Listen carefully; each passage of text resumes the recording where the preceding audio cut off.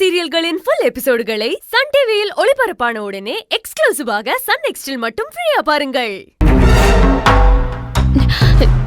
Doctor, இப்ப எங்க அம்மாக்கு எப்படி இருக்கு? எதுவும் பயப்படுற மாதிரி இல்லையே? அப்படிலாம் எதுவும் இல்லம்மா, இப்ப நல்லா தான் இருக்காங்க. Thank God.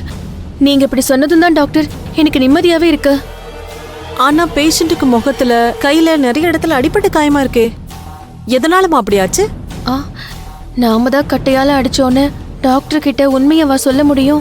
இவங்க நம்புற மாதிரி ஏதாவது கதை அடிச்சு விடணுமே. என்ன சொல்லலாம்? சொல்லுங்கம்மா, உங்களதான் கேக்குறேன். அது ஒரு பெரிய ட்ராஜடி டாக்டர்.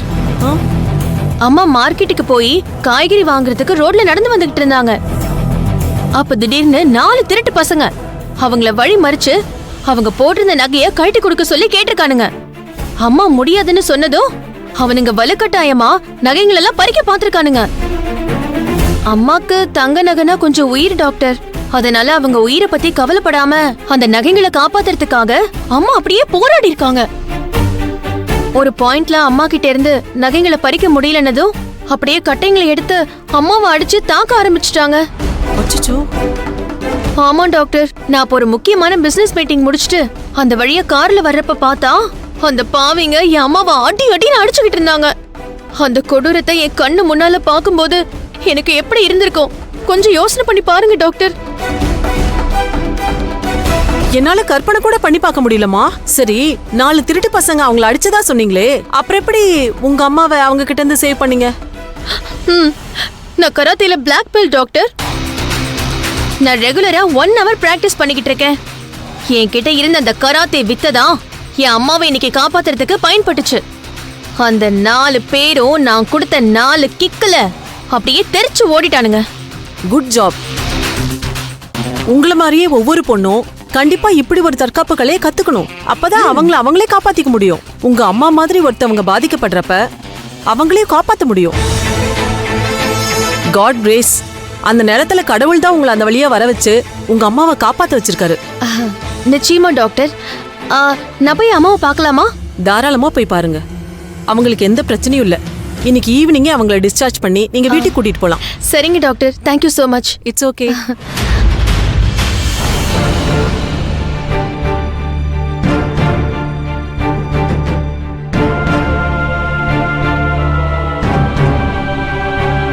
மேடம், பேஷண்ட்டுக்கு ட்ரிப்ஸ் ஏறிட்டு இருக்கு. அது முடிய போறப்ப எனக்கு இன்ஃபார்ம் பண்ணுங்க. Okay sister.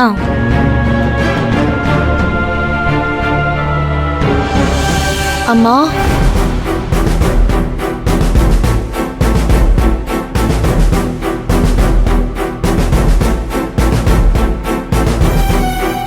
அம்மா நான் டாக்டர் கிட்ட பேசிட்டேம்மா.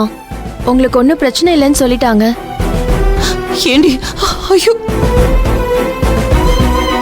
என்ன அடிச்சு இப்படி படுக்க போட்டுட்டு வந்து எனக்கு எந்த பிரச்சனையும் இல்லைன்னு டாக்டர் சொல்லிட்டாங்கன்னு சொல்லிட்டு வந்து நிக்கிற. எங்களுக்கு கல்யாணமாகி 3 வருஷம் குழந்தையே இல்லைன்னு நான் போகாத கோயில் இல்ல, நான் வேண்டாத சாமி இல்ல, இருக்காத விரதமும் இல்ல. அப்படியெல்லாம் நான் தவறுந்து உன்னை பெத்தண்டி. அப்படிப்பட்ட பெத்தவள கோணில கட்டி கடத்தி கட்டையாலேயே அடிச்சு கொல்ல பாத்தியே. மா, நான் வேணும்னே உங்களை கடத்தலம்மா. நான் கடத்த நினைச்சது அந்த சிந்துவை தான். ஆனா அவனுங்க தான் ஆளை மாத்தி ஒன்ன தூக்கிட்டு வந்துட்டானுங்க. அந்த கோணி பைக்குள்ள இருந்தது நீங்க தானே தெரிஞ்சதும் நான் எப்படி துடிச்சு போயிட்டேன் தெரியுமா? நான் உன் அம்மான்னு தெரிஞ்சதும் நீ துடிச்சு போயிட்ட. சரி, இதுவே அந்த சிந்துவை கடத்திருந்தா அவளை என்ன கதிக்கு ஆளாக்கியிருப்ப. ஏ பூர்ணி, இதுக்கு பேரு தாண்டி தன்வினை தன்னை சுடுங்கிறது. நீ சிந்துவை கடத்தி வச்சு சித்திரவதை செய்யணும்னு நினைச்ச. ஆனா கடவுள் ஆளை மாத்தி என்ன கடத்த வச்சு நீ சிந்துவுக்கு பண்ண நினைச்சத எனக்கு பண்ண வச்சுட்டாரு. நல்லவங்களை தண்டிக்க நினைச்சா இப்படி தாண்டி நடக்கும். உன்னை பெத்த பாவத்துக்கு அந்த வலியையும் வேதனையும் இப்ப நான் சுமந்துட்டு இருக்கேன்டி. சிந்துவை கடத்துறதுக்காக தான் ஆள் அனுப்புனன்னு சொல்றியே. ஏண்டி, இதெல்லாம் ஒரு நல்ல குடும்பத்துல பிறந்த பொண்ணு செய்யற வேலையா? இந்த வேலையை பண்ணவா உன்னை அவ்வளவு படிக்க வச்சு அப்படி ஒரு பெரிய குடும்பத்துல உன்னை கல்யாணம் பண்ணி கொடுத்த மாடி? பெரிய குடும்பத்துல என்ன கல்யாணம் பண்ணி கொடுத்துருக்கேன்னு சொல்றீங்களே, அதே குடும்பத்துக்குள்ளதான் அந்த சிந்துவை என் புருஷனுக்கு 2ஆம் தரமா கல்யாணம் பண்ணி குடும்பம் நடத்துறதுக்கும் நீங்க சரின்னு சொல்லிருக்கீங்க. அவ இப்ப எனக்கு சக்காலத்தியா அந்த வீட்டுக்குள்ள இருந்துகிட்டு என் புருஷன் கூட கொஞ்சம் கொலாவிக்கிட்டு இருக்கா. அதை எப்படி என்னால பொறுத்துக்க முடியும்? நியாயமா நீங்க தான் அவளை அடிச்சு துரத்தி இருக்கணும். ஆனா நீங்க அதை பண்ணல. அதனாலதான் நான் அவளுக்கு பயம் காட்டி துரத்தி விடுறதுக்காக கடத்த நினைச்சேன். இதுல என்ன தப்பு இருக்கு? நீ பண்றது தப்புன்னு உணராத வரைக்கும் நீ பண்றதெல்லாம் சரின்னு தான் உனக்கு படும். இத உனக்கு யாராலையும் புரிய வைக்க முடியாது சாமி. இப்ப எனக்கு இருக்கிற வேதனையில இதுக்கு மேல உன்கிட்ட என்னால பேச முடியாது. போ, நீ போய் வெளியில நில்லு போ.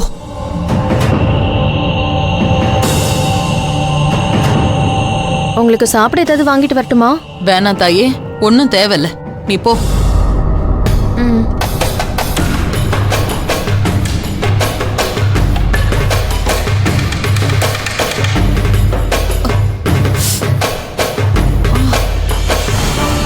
மாமா, நீங்க ஒன்றும் கவலைப்படாதீங்க.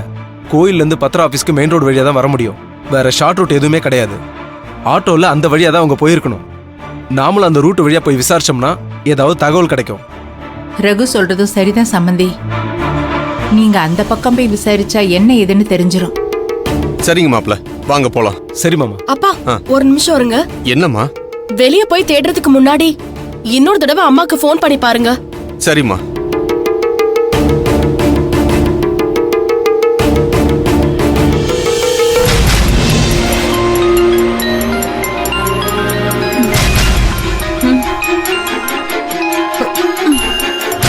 போன கூட எடுக்க முடியாத அளவுக்கு அடிச்சு போட்டுட்டாளே.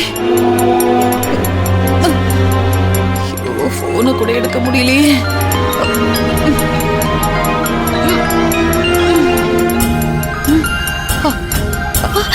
அம்மா அம்மா அம்மா, போன் அட்டென்ட் பண்ணாதம்மா.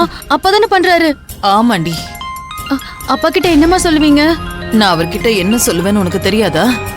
நீ என்ன அடிச்சு ஆஸ்பத்திரியில படுக்க வச்சிருக்கேன்னு சொல்லுவேண்டி. அம்மா ப்ளீஸ்மா ப்ளீஸ்மா, அப்படியெல்லாம் அப்பா கிட்ட சொல்லிடாதம்மா. வேற எப்படி சொல்ல சொல்ற? எப்படி சொல்ல சொல்ற? நான் சொல்ற மாதிரி சொல்லுங்கம்மா. நீ சொல்ற மாதிரினா எப்படி?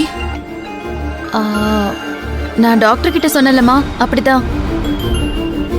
நீ வந்து என்ன காப்பாத்துனன்னு உங்க அப்பா கிட்ட சொல்லணுமா? சரி சரி சொல்றேன், நல்லா சொல்றேன். அடியே, உங்க அப்பா கிட்ட சொல்லி உனக்கு அடி வாங்கி கொடுத்தாதாண்டி என் உடம்புல இருக்கிற வலி குறையும். கட் ஆயிடுச்சே.